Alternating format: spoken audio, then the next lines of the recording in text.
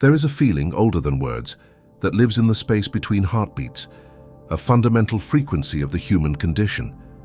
It is the echo in an empty room after the music has stopped, the phantom limb of a memory, the gravitational pull of a distant shore we have never seen, yet feel we must reach. We have given it many names, but its most honest is simply longing.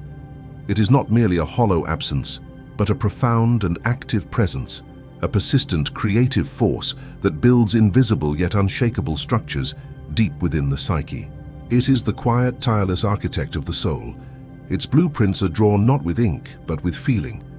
This inner architecture is not made of stone or steel, which crumble and rust. It is woven from far stronger materials, the silken threads of memory, the unyielding beams of hope, and the vast, silent and sacred distances between who we are in this moment and the shimmering potential of who we believe we might yet become. This is a cathedral built from the persistent ache of what is not here, its spires reaching for a future that exists only in faith. It is a bridge suspended over the dizzying chasm of the unknown, each step forward a testament to a belief in the other side. We spend our entire lives walking its endless corridors, tracing its impossible blueprints in our daydreams and our deepest sleep, often without ever realizing that we are its sole creators. Every hope, every loss, every yearning glance laid another stone. For longing has its own physics, its own undeniable gravity. It bends the fabric of time, pulling the distant past into the immediate present with the sweet, sharp sting of nostalgia, making yesterday more real than today. At the same time, it launches the future towards us, a shimmering, beautiful mirage of possibility that we chase with desperate thirst across the endless desert of our days, knowing it may recede with every step we take. But what is the true object of all this desire? Is it truly the person we miss, the place we wish to be, the achievement we covet? Or is it something far more elusive, something hidden behind these tangible forms? Perhaps the thing we long for is merely a vessel, a beautiful clay pot we shape to hold a formless, nameless ache. We give our yearning a face and a name to make it bearable, but the true, raw substance of longing is not found in the destination. It is in the journey itself, in the sacred act of reaching.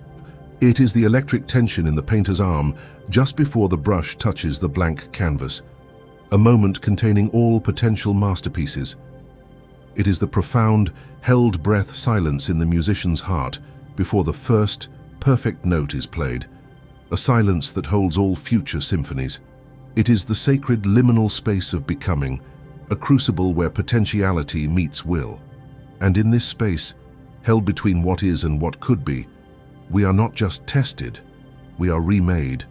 This constant reaching, this perpetual devotional turning towards an ideal, be it perfection or love or understanding, shapes our character more profoundly than any arrival ever could. Attainment is an event, the pursuit is a lifetime.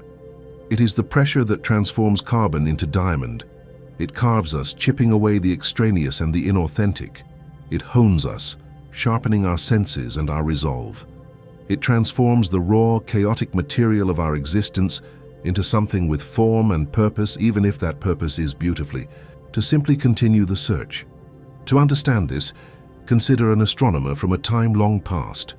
Not a man of modern science armed with charts of verified data and the cold certainty of equations. Imagine instead a seeker, a philosopher of the firmament, a solitary guardian of the night. His only home is a simple stone tower, its roof perpetually open to the heavens, its air thick with the scent of old parchment, candle wax, and cooling stone. He does not seek to conquer the stars, to name and number and possess them. His purpose is humbler and far grander. He seeks only to listen to them. Each night, as the world of men below him falls into the soft blanket of shadow, his world truly awakens. He moves not with haste, but with the slow, deliberate grace of a sacred ritual passed down through silence. He lights a single oil lamp, its small brave flicker a tiny terrestrial star in its own right, a defiant answer to the vast darkness. His instruments are marvels of simplicity, not complexity. A brass astrolabe, its surface worn smooth and polished to a warm glow by 1,000 patient touches. a quadrant for measuring the slow, majestic ascent of the moon. What he does is not a profession, it is a devotion, a form of prayer. Night after night, he spends hours charting the celestial dance, his ink-stained hand tracing the slow, silent waltz of constellations onto fresh parchment. But his gaze, directed through the polished lens, is not one of mere clinical observation. It is a gaze of profound, worshipful, unending longing, a search for a pattern, not just in the sky, but within himself. He is not just mapping disconnected points of light. He is projecting the deepest questions of his own heart onto the vast, silent canvas above. Does my life have meaning? Is there a design to this chaos? Am I truly alone? The cold, unreachable void of space becomes a perfect mirror for the unreachable, mysterious depths within himself. In the silent, slow-motion swirl of a distant nebula, he sees the turbulence of his own spirit. In the birth of a new star, the echo of his own hope.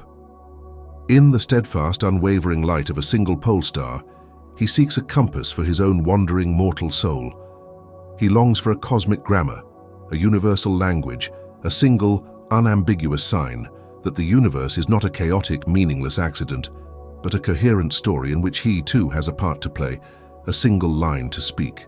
Year after year, decade after decade, the seasons turning below, the stars offer no definitive answer. They remain magnificently, heartbreakingly indifferent, beautiful and silent. And yet the man is not left empty. He is not a failure, for the architecture of his unanswered longing has built something magnificent within him. In the place of certainty, it has built a temple of patience, vast and quiet.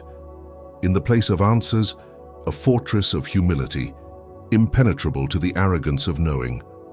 It has taught him the most profound lesson of all, to find meaning not in the discovery of the answer, but in the fidelity and devotion of his watch. Then one night late in his life, his old tired eyes trace a faint, unfamiliar pattern in the sky.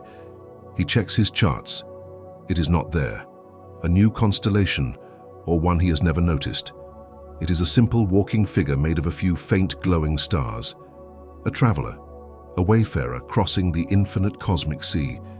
It offers no explanation, no secret knowledge, no grand revelation. It is simply there. And for the astronomer, after a lifetime of searching, that is enough. His longing has not been answered, but it has been met, witnessed. We are not so different, you and I, from this solitary astronomer. We too stand under a vast and often silent sky, projecting our own modern hopes and fears onto the darkness. We long for a promotion at work, for the return of a lost love, for a sense of inner peace that feels as distant and unreachable as a far-flung star. We chart the constellations of our own small lives, connecting job titles, relationships, and milestones, desperately seeking a pattern, a sign that we are on the right path, that our story makes sense. But what if the astronomer's discovery is our own? Perhaps the path is the purpose. Perhaps the ultimate value is not in finally grasping the object of our desire, but in the way our hands, our hearts, our very souls are shaped by the act of reaching for it. The internal structures we build in its pursuit, the resilience learned from failure, the hope forged in uncertainty, the quiet courage to keep watch in our own darkest nights, these remain. They stand strong long after the specific desire has faded, or been fulfilled or transformed into something new. They become the permanent, unshakable architecture of who we are. So now look within. Turn your gaze from the outer world to the inner cosmos. Observe the silent, towering structures built by your own decades of yearning. Acknowledge their strength, their beauty, their testament to your journey. What great cathedral, what patient fortress, what hopeful bridge has your longing built inside of you?